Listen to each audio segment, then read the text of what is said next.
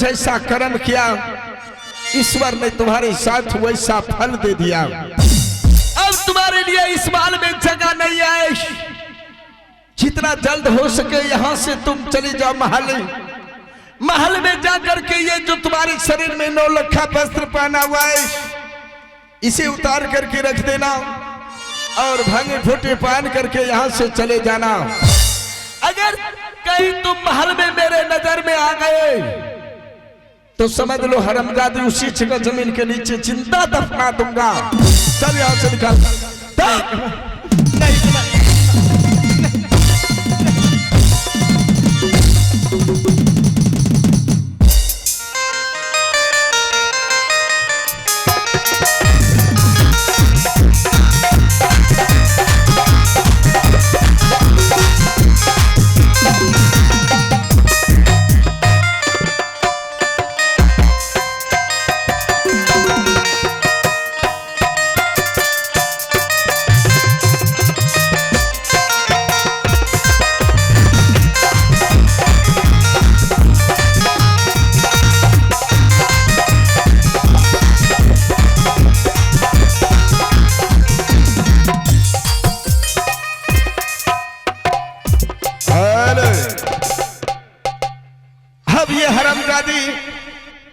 यहां से जंगल जाएगी और जंगल में दर दर के ठोकरे खाएंगे।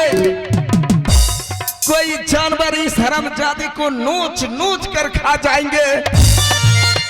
ये हरामजादी जंगल में मर जाएगी और साथ साथ इसके बच्चे भी खत्म हो जाएंगे।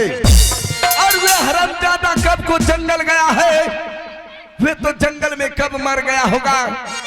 अब मैं इस हिमाचलपुर शहर का इकलौता राजा बन गया। अब मैं इस हिमाचलपुर शहर में प्रजागण के साथ जैसे मैं उंगली के इशारे घुमाऊंगा तमाम प्रजागण मेरे उंगली के इशारे पर चलेगा। हम मैं यहाँ से चलता हूँ महल। सबसे पहले महल में जाकर के नस भर दारू पीऊंगा। उसके बाद मुन्नी बाई की कोठे पर मुजरा सुनने के लिए जाऊंगा। तो मैं यहाँ से चलता हूँ सबसे पहले महल की ओर दारू पीने के लिए। मैया गे सुनवा हाय दुर्गा गे सती गमाई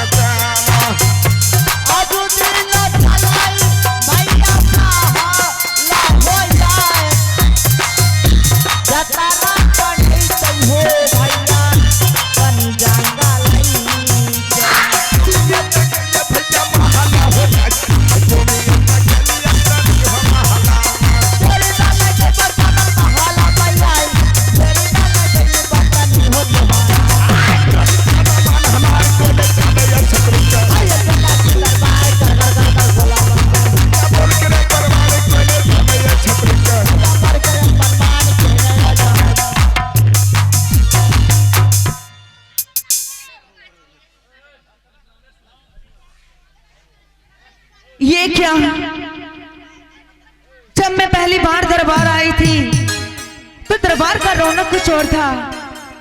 दरबार मुझे सुंदर लग रहा था। जब मैं वापस फिर महल से दरबार आई तो मैं देख रही हूँ कि यहाँ पे उदासी छाई हुई है। आखिर यहाँ पे उदासी क्यों छाई हुई है? ठीक है, मैं मंत्री जी से पता करती हूँ कि आखिर यहाँ हुआ क्या है जो ये दरबार उदास लग रहा है। मंत्री जी, मंत्री जी। महारानी जी गुड मॉर्निंग। क्या आप जानते हैं कि ये दरबार उदास क्यों लग रहा है? जी जी महारानी जी जानते हैं। क्यों लग रहा है ये दरबार? महारानी जी ये जो अपना राज दरबार उदास लग रहे हैं, हाँ, इस उदासी का कारण है आपका पति। मेरे पति जी 3 बजे भोरे से जुलूम कर रहा है। क्या क्या है उसने? जी महारानी जी, अपने महल में आपने बड़ी दीदी को देखे होंगे, हाँ जो बेचारी एक बच्चे की माँ बनने वाली थी। उस बेचारी को महाराज ने किया क्या 2 बजे भोरे से मारपीट देना शुरू कर दिया। 3 बजते बजते घर से बेघर कर दिया। क्या जी मेरी बड़ी दीदी जी को मेरे स्वामी घर से बाहर कर दिए? और उतना ही नहीं, जैसे बड़ी दीदी को घर से बेघर किया, हाँ? उसी सावला खेत बेच के गया दारू पी के कोठा पे। क्या दारू पीने के लिए वो जमीन जायदाद बेचना शुरू कर दिए? दवा कल ये शीशा गाछ रहा दियो, पलंग बनाए ले, सब बेच लेलका। अच्छा जी मंत्री जी, लगता है कि ऐसे ही अगर इस महल में मैं कुछ दिन तक चुप होकर बैठी रही जी तो इस महल के सभी सदस्यों को भिखारी बनने का नौबत आ जाएगा। जी जी महारानी जी। क्योंकि दारू शराब के चक्कर में तो मेरे स्वामी ये जमीन जायदाद बेच डालेंगे। जी मंत्री जी, लगता है मुझे ही कुछ न कुछ करना पड़ेगा। जी जी महारानी जी। मंत्री जी, आज मैं प्रतिज्ञा करती हूँ कैसा कि इस धन दौलत को जी, इस राजपाट को जी, इस संपत्ति को मैं बचा के रहूंगी। ओहो चाहे इसके लिए मुझे अपने पति को क्यों न खोना पड़े, जी, मैं खो दूंगी, लेकिन इस राजपाट को मैं बचा के रहूंगी। एक जिंदगी के चलते हजारों जिंदगियां बर्बाद नहीं होने दूंगी। जी जी महारानी जी, तो आप अपने राज को बचाना चाहते हैं? हाँ। यहाँ के प्रजाओं को खुश देखना चाहते हैं? जरा इसका आवाज कम कर दीजिए। बजे वाला वही नहीं है यार। मंत्री जी, देर लागे छो, कौन चीज घुमाई छे? क्या आपके पास कोई ऐसा उपाय है जी, ताकि मैं ये राजपाट अपने नाम लिखवा सकूं? महारानी जी, मेरे पास एक बीमारी का 100 इलाज है। अच्छा जी, जरो पार इलाज। बताइए मुझे। अभी हम बीमारी बता रहे हैं, जल्दी बताइए। मास्टर साहब दियो गमछा दियो, ध्यान भेगले हो दियो, की बचे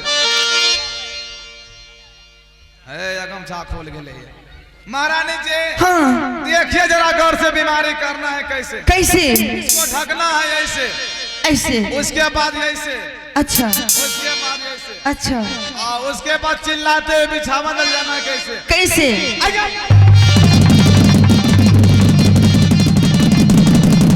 उठिए उठिए उठिए। मंत्री जी, आपको क्या हो गया? हमरा बाबा सिर भागलो। हाँ, यही वह बीमारी का नकल। ओ यही वह नकली बीमारी। जी, अच्छा, इसी प्रकार से आप चिल्लाएंगे, हाँ हम पुणे महाराज को आवाज लगाएंगे। लगाएंगे। उधर से महाराज जी दौड़ते हुए आएंगे। आएंगे। आप कुछ बताने से पहले महाराज से सत करवा लीजिएगा। करवाने के बाद हिमाचलपुर शहर का 14 कोस का राज सब अपने नाम से करवा लीजिएगा। अच्छा, जैसे राजपाट आपके नाम से कर देंगे, आप इस राज में जो सोचेंगे वो होगा। जैसा चाहेंगे वैसा होगा। जो मेरे कहे पे मेरे स्वामी सत कर लेंगे तो जैसा मैं चाहूंगी वैसा ही होगा। वैसा होगा। इस उंगली को मैं जिधर जिधर घुमाऊंगी, मेरे उंगली के इशारे पे मेरे स्वामी चलेंगे। चलेंगे। बिछावन लगाइए। अभी हम लगा